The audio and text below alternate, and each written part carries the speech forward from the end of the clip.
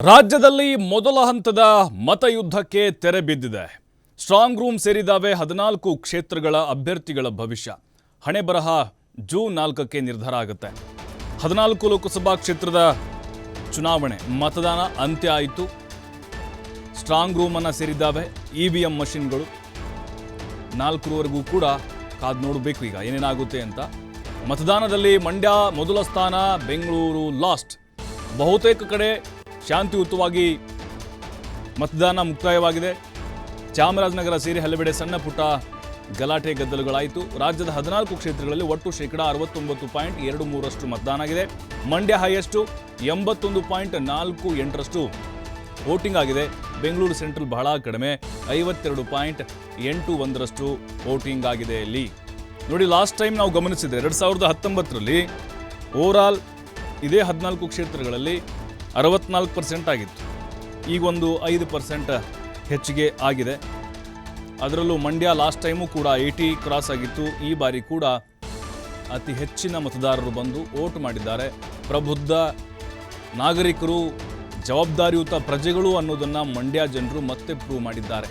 ಕಳಪೆ ಬೇಜವಾಬ್ದಾರರು ಅಂತ ತೋರಿಸ್ಕೊಟ್ಟಿದ್ದಾರೆ. ಬೆಂಗಳೂರು ಕೇಂದ್ರದ ವೋಟರ್ಸ್ ಯಾರ್ಯಾರು ವೋಟ್ ಮಾಡಿಲ್ವೋ ಅವ್ರಿಗಷ್ಟೇ ಅನ್ವಯ ಆಗುತ್ತೆ ಇದು. ಯಾಕಂತ ಹೇಳಿದ್ರೆ ಸಾಲು ರಜೆ ಬಂದಿದ್ದರಿಂದಾಗಿ ಅವರು ಕೂಡ ಟ್ರಿಪ್ಗೆ ಹೋಗಿರ್ಬೋದು ಅಂತ ಅನ್ನಿಸ್ತಾ ಇದೆ. ಪ್ರಜಾಪ್ರಭುತ್ವದ ಒಂದು ವ್ಯವಸ್ಥೆಯಲ್ಲಿ ನಾವು ಭಾರತದ ನಾಗರಿಕರಲ್ಲ ಅನ್ನೋದನ್ನು ತೋರಿಸ್ಕೊಟ್ಟಿದ್ದಾರೆ. ದಕ್ಷಿಣ ಕನ್ನಡ 77.43% ವೋಟಿಂಗ್ ಆಯಿತು. ನೋಡಿ, ಈಗ ಕಳೆದ ಬಾರಿ 2019ರಲ್ಲಿ ನಾವು ಗಮನಿಸಿದರೆ 5 ವರ್ಷದಲ್ಲಿ ಬರೀ 4 ಡಿಫ್ರೆನ್ಸ್ ನಮ್ಗೆ ಗೊತ್ತಾಗ್ತಾ ಇದೆ. ಚಾಮರಾಜನಗರ 76.59% ವೋಟಿಂಗ್ ಆಗಿದೆ. ಮಂಡ್ಯ ನೋಡಿ 81.48% ಅಲ್ಲಿ ಮತದಾನ ಆಗಿದೆ. ಮೈಸೂರಿನಲ್ಲಿ 70.45% ವೋಟಿಂಗ್ ಆಗಿದೆ.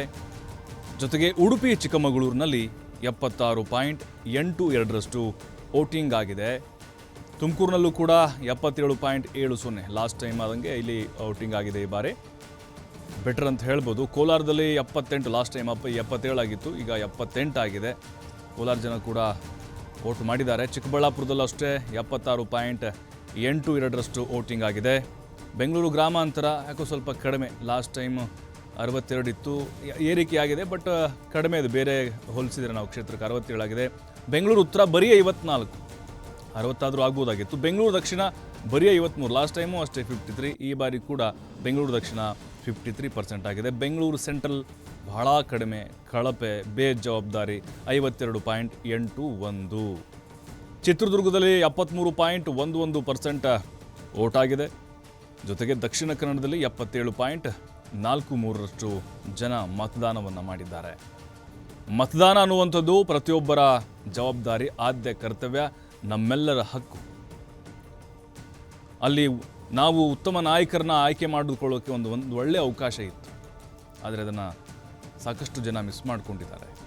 ಬೆಂಗಳೂರು ಕೇಂದ್ರದಲ್ಲಿ ಯಾಕೆ ಜನ ವೋಟ್ ಮಾಡಲಿಲ್ಲ, ಯಾಕೆ ನಿರಾಸಕ್ತಿಯನ್ನು ತೋರಿಸಿದ್ರು, ಯಾಕೆ ಇಷ್ಟು ಜಾಗೃತಿ ಮೂಡಿಸ್ತಾ ಬರ್ತಾಯಿದ್ರು ಕೂಡ ತಮ್ಮ ತಮ್ಮ ಜವಾಬ್ದಾರಿಯನ್ನು ತೋರಿಸ್ತಾ ಇಲ್ಲ, ಯಾಕೆ ಅನ್ನುವಂಥದ್ದು ಹಾಗೆ ಅದು ಪ್ರಶ್ನೆಯಾಗಿ ಉಳಿಯುತ್ತೆ.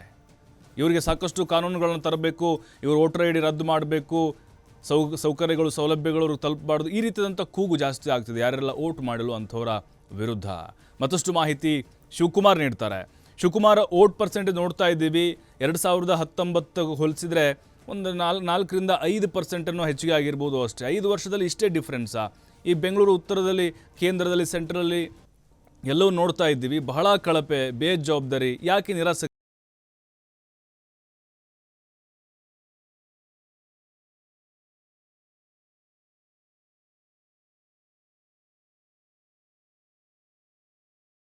ಲೋಕಸಭಾ ಚುನಾವಣೆ ದೊಡ್ಡ ವ್ಯಾಪ್ತಿ ಇರುತ್ತೆ. ಈಗ ವಿಧಾನಸಭೆ ಚುನಾವಣೆ, ಬೇರೆ ಬೇರೆ ಲೋಕಲ್ ಬಾಡಿ ಚುನಾವಣೆ, ಅದಕ್ಕೆ ಜನ ಅಷ್ಟು ಆಸಕ್ತಿಯನ್ನು ತೋರಿಸ್ತಿದ್ರು ಕೂಡ ವೋಟಿಂಗ್ ಶೇರ್ ಅಲ್ಲಿ ಜಾಸ್ತಿ ಆಗಿರುತ್ತೆ, ವೋಟಿಂಗ್ ಪರ್ಸೆಂಟೇಜು. ಅದರ ಲೋಕಸಭಾ ಚುನಾವಣೆ ನಾವು ಗಮನಿಸಿದಂಗೆ ಓವರಾಲ್ ಕರ್ನಾಟಕದ್ದು ಅಷ್ಟೊಂದೇನು ಬದಲಾವಣೆ ನಮಗೆ ಕಂಡು ಬರ್ತಾ ಇಲ್ಲ.